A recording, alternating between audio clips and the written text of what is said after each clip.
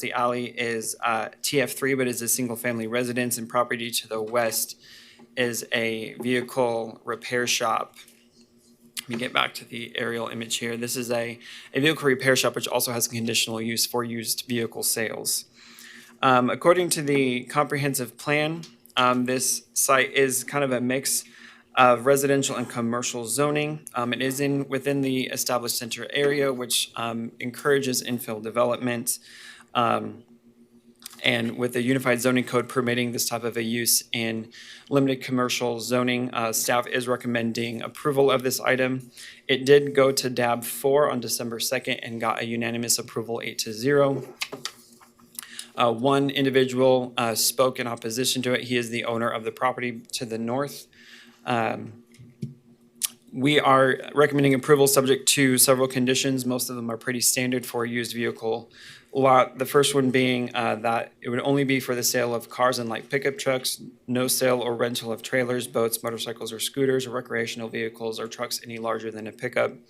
We'd restrict the sale to 6 vehicles, which is the number of spaces that he can fit on that property. All the improvements must be finished before the car sales are permitted. And kind of most importantly is that obviously bumpers would have to be put in on the north property line to ensure that no display vehicles would encroach over the property line.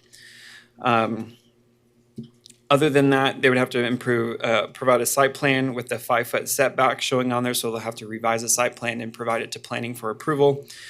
And they would have to comply with all state, local, and federal regulations. With that, I can stand for any staff questions. I kind of already gone through the pictures, but again, this is on the southwest corner. Ironically, though it's a discount flooring store right now, it too has a conditional use for used vehicle sales, which was approved back in 2000. And again, that's looking at the abandoned building. As you can see now, you can see there's already fencing or kind of berms or bumpers around the property, which will help contain cars into the property. As you can see, they would just have to add one along this north property line where the display vehicles are. Questions for staff?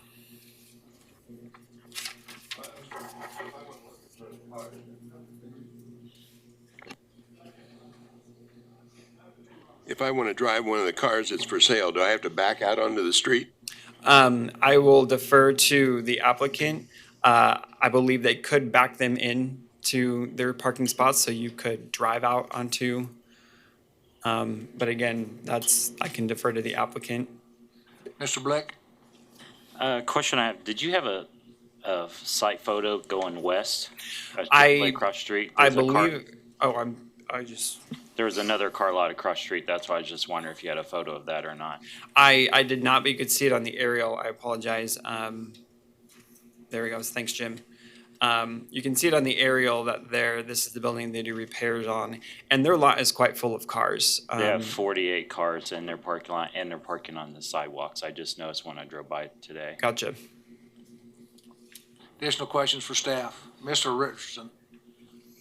So you had a complaint from the owner to the north to the building that is vacant? What was the complaint there? He was saying that a building would be too close to his structure, and he wouldn't know how you could access like a door into his structure.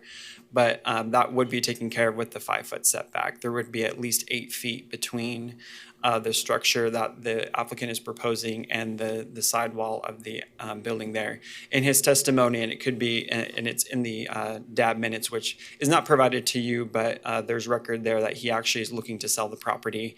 And I believe the applicant, did have a conversation outside of the meeting of possibly selling it to him. That was not necessarily on record. The applicant can corroborate that if you needed it to, but his main complaint was just that he didn't know how you could put a structure on this site, that it was too small and to be too close to his building. So what is the side setback from his property line now? He would be allowed to have a 0 setback. As I mentioned before, there's probably about a 2 to 3 foot sidewalk. I didn't go and measure, but you can see there is a bit of space between there. And if I get to the picture looking east, you can kind of distinguish basically from like here to here is the distance between that and the property line, which is about 2 to 3 feet. And then we would have an additional 5-foot setback for the structure that the applicant is proposing.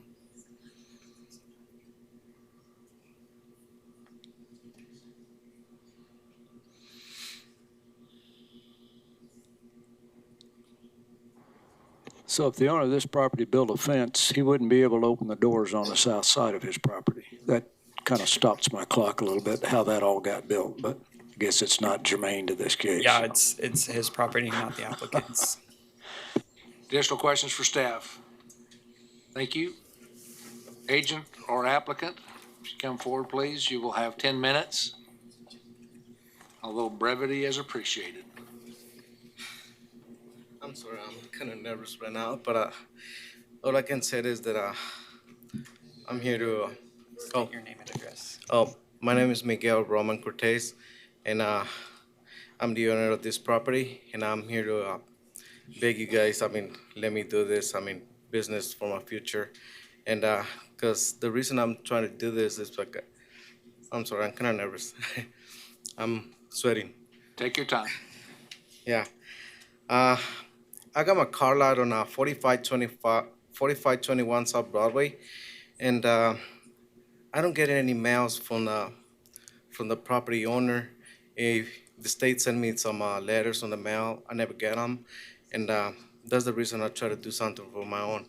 This is my own property. I try to make it work, and I'm here to comply with all the requirements you guys need me to do. I'm here to do it. I'm just here, need some help.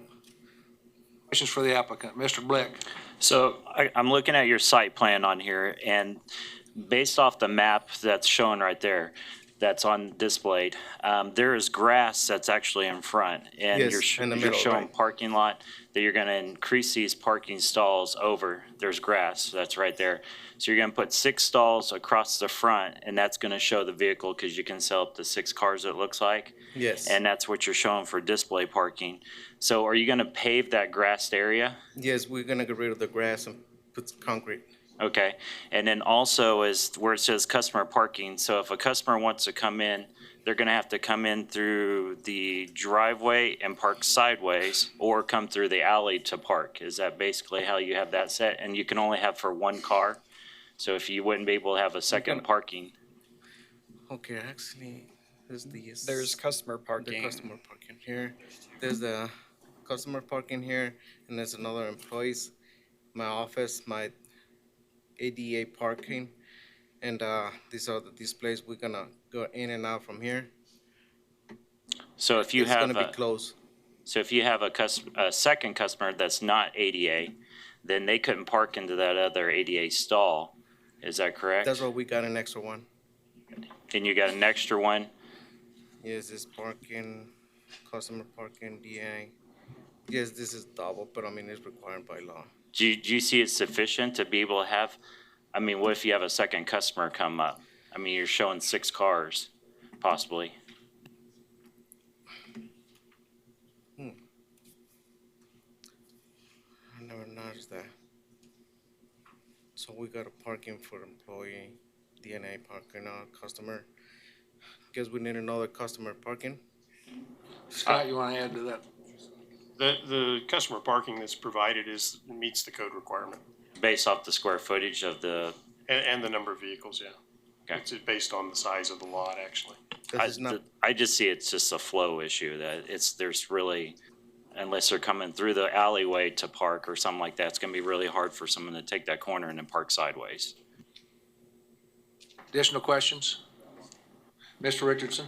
Yeah, I think the answer to that is the staff report, talks about being able to access that parking from the alley, which I think would be allowed. Okay, additional questions? Thank you, sir. Anybody from the audience wish to speak on this issue? So, come forward, state your name and address for the record. I'm not seeing anybody. Okay, bring it back to the commission. I move for approval per staff comments. Second. Okay, motion by Mr. Hartman, I didn't catch the second. I have a staff question. Mr. Dole, okay. Question, Mr. Johnson. This will have to get a building permit, right? Yes. And they're gonna approve this parking lot. That's more for MABCD. MABCD will approve this parking lot. Yes, in fact, you are approving it for them. That's what the conditional use is about you approving this site plan. I thought MAPCD had to approve it also. Well, they will have to get a permit, but the display parking is not parking. It is display.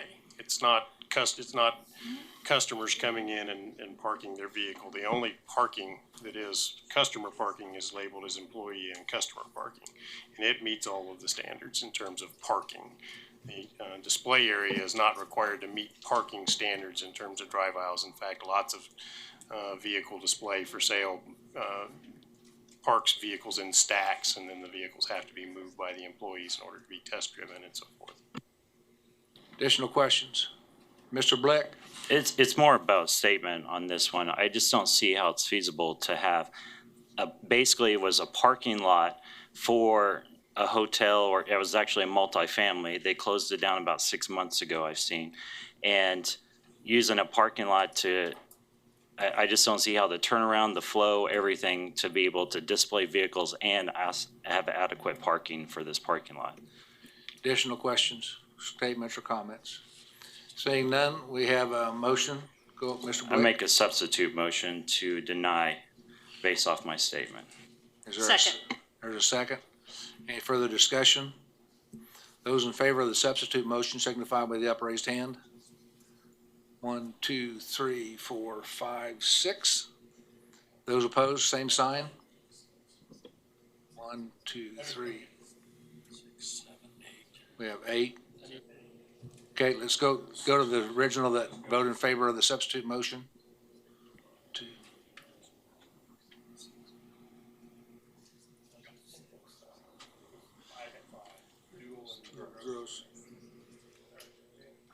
Brings us back to the original motion. Those in favor signify with the upraised hand.